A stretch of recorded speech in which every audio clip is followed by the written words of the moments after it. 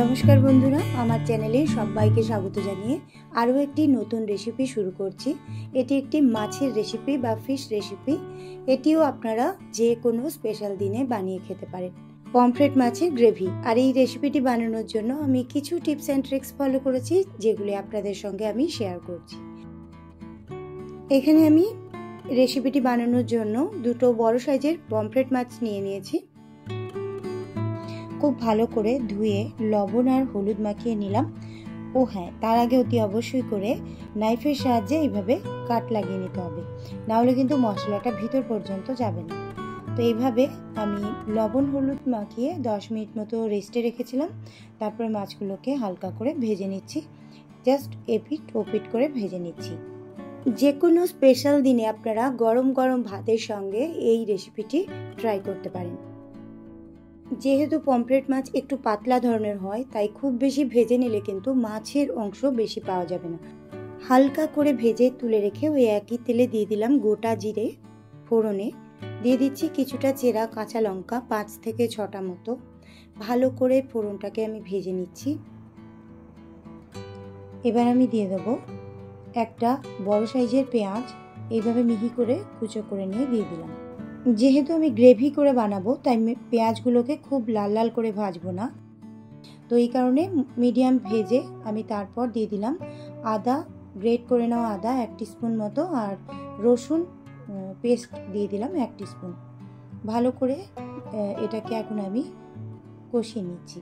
এবার আমি tomato puree দিয়ে দিচ্ছি। আপনাদের কাছে যদি গোটা টমেটো থাকে তাহলে সেটার পেস্ট বানিয়ে এভাবে দিয়ে দেবেন, আর যদি পেস্ট না বানান তাহলে টমেটো কুচি দিয়ে দেবেন। সঙ্গে সঙ্গে অল্প একটু লবণ দিয়ে টমেটোটাকে এইভাবে গ্রেভি মতো করে বানিয়ে নিতে হবে।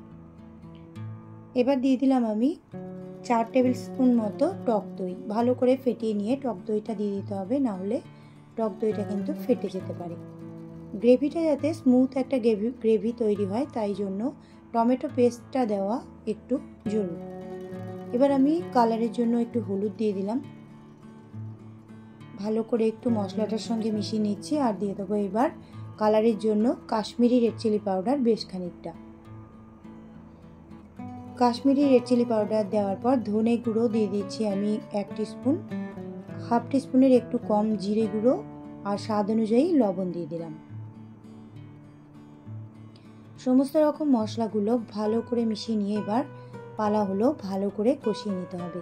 মশলাটা যত তেল ছেড়ে আসবে তত ভালো করে মশলাটা কষানো হয়েছে এরকম বোঝা যাবে। যখন কড়াইয়ের গায়ে আর লেগে লেগে থাকবে না, তখন বোঝা যাবে মশলাটা খুব সুন্দর কষানো হয়েছে। আর যেহেতু পমফ্রেট মাছের গ্রেভিটা দিয়েও কিন্তু সুন্দর করে শুকনো ভাত খেতে খুবই ভালো লাগে। এই কারণে গ্রেভিটা যাতে টেস্টি হয় সেই দিকটা খেয়াল রাখতে হবে।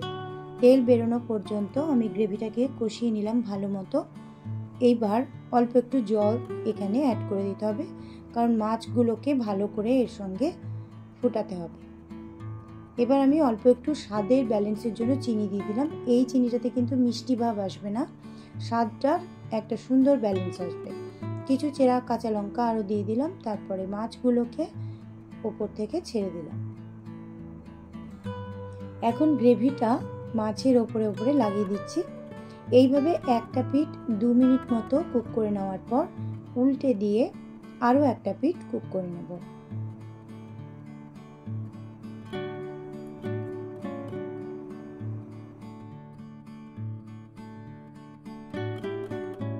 রেসিপিটা অলমোস্ট তৈরি হয়ে গেছে। একদম শেষ পর্যায়ে এসে আমি দিয়ে দেবো গরম মশলা পাউডার 1/2 টিস্পুনের একটু কম। এই জায়গায় দারুচিনি পাউডারও দেওয়া যাবে।